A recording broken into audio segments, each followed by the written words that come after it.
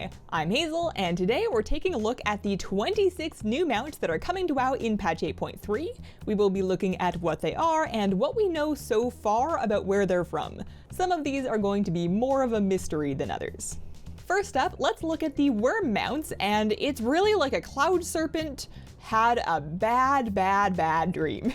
This is the Wriggling Parasite, which is from the Glory of the Nyalotha Raider, our new raiding meta achievement coming in patch 8.3. If you get your Keystone Master for the Mythic Plus Season 4, you will get this color version called the Awakened Mind Borer. The Male Muncher color is going to come from Horrific Visions. It's listed as a drop from the Male Muncher, which we have not seen yet, but presumably some kind of a rare spawn, possibly a challenge run. But in any case, from Horrific Visions, the thing where you go through Stormwind or Orgrimmar and, you know, it's like Withered Army training, but hopefully more fun. And last, in the classic black and red color scheme, we have the Black Serpent of N'Zoth with the Through the Depths of Visions achievement. That is the meta achievement for Horrific Visions, and based on a quick scan through the requirement, seems like it's going to take quite some time to get. Moving on from worms, we have some drones, and the Malevolent Drone drops from the Corpse Eater rare in Uldum. So quite a few mounts on this list are drops from specific named rares, either in Uldum or the Vale of Eternal Blossoms. Essentially, the gist of those, as far as we can tell, is that the rares will only be available while that zone is currently under assault, and they should be, you know, Dark Shore / Arathi-ish. Presumably not too hard to find, so not like rare rares, and then one chance per character per day to try to get them out. We don't know what the drop rates look like, and we don't really know how rare the rares will be, so that's just my best guess, is that it's going to be like the Warfront situation, but we'll see. In any case, lots of mounts from named rares, so that's the Malevolent Drone. The Shadow Barb Drone is from the Ready to Fly quest, which is at the end of like a 2+ week quest line of dailies, so you'll be tending to some drone eggs and then feeding a drone hatchling, and then raising this beautiful beast for your very own. And the closer you look at the beautiful beast, the more you notice that those chains seem to be pierced right into its armor. Hopefully that doesn't hurt. There is one more drone color available, which would be the Wicked Swarmer from Rathian. You can buy that in the Chamber of the Heart for 100,000 corrupted mementos, which you get from Horrific Visions of N'Zoth. That's quite a lot of the currency. It seems like you're going to be getting it in chunks of a couple hundred at a time, so that seems like very much a long save, kind of a corrupted Dreadwing kind of thing, if you remember that from Tanan. You'll initially be using your corrupted mementos to upgrade your own powers within the Horrific Visions, but presumably once you have it down to a nice quick run, you can save them up and then get yourself a Wicked Swarmer. For our next category of mounts, we have a couple of Cloud Serpents. So this is the Ivory Cloud Serpent, a previously unused Cloud Serpent coloring, and that will drop from the Ivory Cloud Serpent rare in the Vale of Eternal Blossoms. Quite a nice color. There is also a Rajani War Serpent in more of a lightning gray-blue situation. That one comes from the Rajani Quartermaster, and he will sell it to you in exchange for a single pristine Cloud Serpent scale.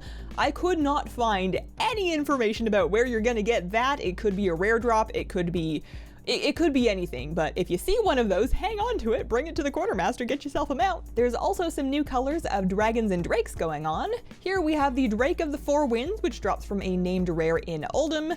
This does look very similar to the various other Drake of the Winds we have, but I promise you it's a new color. The Uncorrupted Voidwing is listed as being from a quest called Lost Flight. Wowhead has speculated, and I think I agree, that this is going to be the new Moose, the new ahead of the curve mount for the last raid of an expansion, so I foresee some Friendship Voidwing runs in the future. If that theory turns out to be correct, then you will get this after your first kill of Heroic N'Zoth the Corruptor, as long as you do so before, you know, Shadowlands. The third Drake that I want to show you is the Corrupted Gladiators Proto-Drake. I'm going to pull up a model viewer of this one because it's not even in the mount journal. They don't like to put gladiator mounts in the mount journal because you know, it's kinder this way. Most of us will never ever see these, but if you are a potential gladiator or you've decided to just really believe in yourself this season, then this is what the glad mount you're shooting for looks like. 8.3 is bringing a couple of new Quillin mounts. This is Ren's Stalwart Hound, and that will drop from Houndlord Ren, another named rare in the Vale of Eternal Blossoms. If you don't like those colors, you can also get Jinlao from Ande the Loyal, also a named rare in the Vale of Eternal Blossoms. Moving on to birds, we have the Clutch of Hali, which drops from the Hali rare in the Vale of Eternal Blossoms. This is a Jikun mount recolor, and it is quite welcome. I really like it in the blue. Back in Uldum, the Rotfeaster rare will drop you a Waste Marauder, so if you kind of like the Siltwing Albatross, but you want something a little bit more vulture-like, then there you go. And if that one is not for you, or you just want more of a sure thing, there is also the Waste Wander Sky Terror, which is the exalted reputation mount for the Uldum Accord, costing you 24,000 gold, although of course once you get your reputation discount, that's going to be like 21,600 gold. With a new season comes new vicious mounts, and this is the Vicious White Warsaber, the vicious mount for Battle of Azeroth Season 4, and we've had a couple colors of Warsaber before. This one is striking. It is so bright and so shiny, and I need it. Over on the Horde side, of course, we have the Vicious White Bonesteed. As always, vicious mounts are obtained by winning rated PvP, so RBGs 2s or 3s, at a rating of 1400 or higher. Speaking of faction-specific mounts, this is the Mechagon Mechanostrider, and this is the Mechagnome allied race racial mount. So once you have unlocked Mechagnomes for Alliance, all of your Alliance characters will be able to use this thing. You sit up in here just like a unicycle, except that it has legs, and it's very weird, but worth it.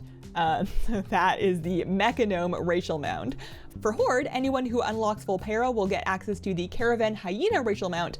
That one looks like this, and I will insert some footage of it running. I've heard that it has been updated. So, if you were looking at all of these past mounts and thinking, you know what, there's just not enough eyeballs, have I got the mount for you? Check out the Ny'alotha Allseer. It is a real all-star of ocular achievement. This is the Mythic N'Zoth mount, which means that the show character tab is the only way I'm going to see myself on one of these until like 2.5 expansions go by and I start farming the Mythic raid. Based on the fact that it is a Mythic N'Zoth mount, I think even though it's kind of a jellyfish, it's pretty likely that it's going to just fly and not only swim. It would be strange of them to make a Mythic raid boss mount that is underwater only, especially for the last boss of an expansion. So flying tentacle, jellyfish, shackled eyeball mount. Can't argue with that. And I have truly saved the best mounts for last.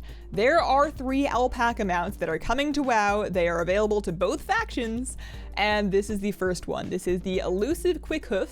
So the good news about Alpaca mounts is that they exist and they look like this and we're getting them.